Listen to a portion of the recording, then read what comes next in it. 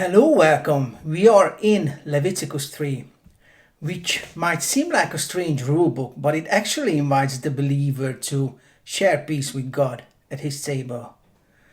Not only does it teach order, gratitude, and joy, but it points to Jesus, who gives us lasting peace with God through his sacrifice.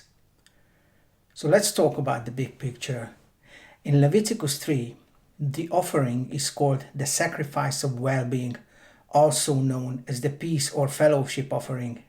It is actually voluntary. It is about communion with God. God receives his portion. The priests receive their portion. The worshipper and community eat the rest in God's presence. It is a picture of friendship with God. Let's outline the chapter. If the animal is from a herd, male or female, it must be without blemish. The worshipper lays a hand on the head, identifying themselves with the animal, but the emphasis is on the fellowship with God, not confessing a specific sin.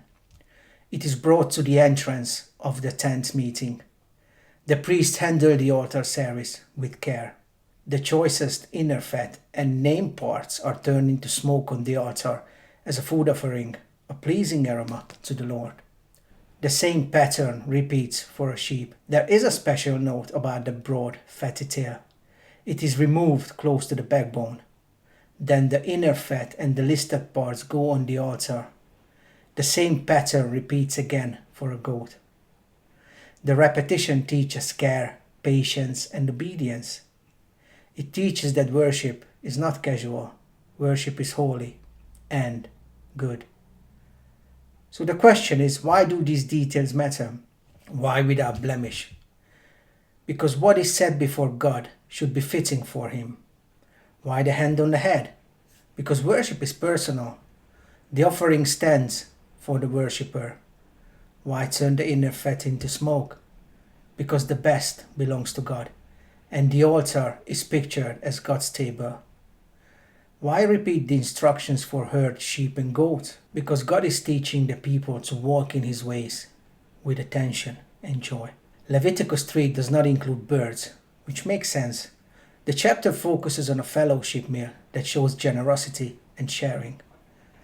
Large animals make the shared meal clear. There is enough for God's portion on the altar, for priestly service, and for the community to eat before the Lord.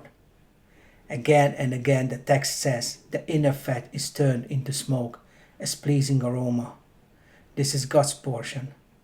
This is the food offering language. God is the host. God's portion is first. The best is his. This trains the heart. It says God first. It says give God the best, not what is left. The chapter ends with a rule for every generation, in every home. Do not eat the fat or the blood. The best belongs to God. Life is sacred to God. This is not meant to spoil joy. It protects joy. It keeps the table holy. It keeps the heart humble. It teaches that all life and every gift come from the Lord. Notice the movement across the first 3 chapters. First, a whole burnt offering, fully given to God. Then a grain offering, shared by the priest. Now a peace offering, a shared meal before the Lord. The movement is not away from God. It is toward a deeper fellowship with God. It is surrender that leads to communion. It is consecration that leads to a table. So Leviticus 3 is a signpost to Jesus. Jesus is our peace. Jesus brings us to God. He gives us access to the presence of God. The peace offering sits on the burnt offering on the altar. The picture is powerful. It shows that fellowship rests on atonement. First, the way to God is opened. Then, the meal of peace is enjoyed. In Jesus, the way is opened fully and forever. In Jesus, the table is set for all who trust him. In Jesus, the aroma that pleases the Father is perfect. In Jesus, we are welcomed. Leviticus 3 reaches the inner life. The text names the inner parts again and again. God is not only interested in the surface. God seeks the heart. Give God the inner life. Give God the unseen life. Give God the best of thought, affection, and will. This is the true worship God delights in. The table is not a show, it is a fellowship with the living God. So what does this say about the Old Testament? This chapter is not about silly rules. It is about wisdom shaped into worship. It forms a people who put God first.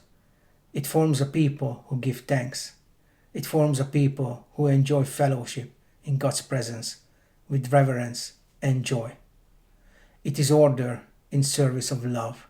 It is detail in service of delight. It is training for hearts that long for God. So in summary, Leviticus 3 is God's invitation to peace at his table. The unblemished offering tells us God is worthy of our best. The hand on the head tells us God wants our heart. The inner fat on the altar tells us God must come first. The shared meal tells us God wants fellowship, not distance. The lasting rule tells us joy is holy and life is sacred. All of this points to Jesus. In Jesus the way is open. In Jesus the table is set. In Jesus we have peace with God. So come with thanks. Give God your best.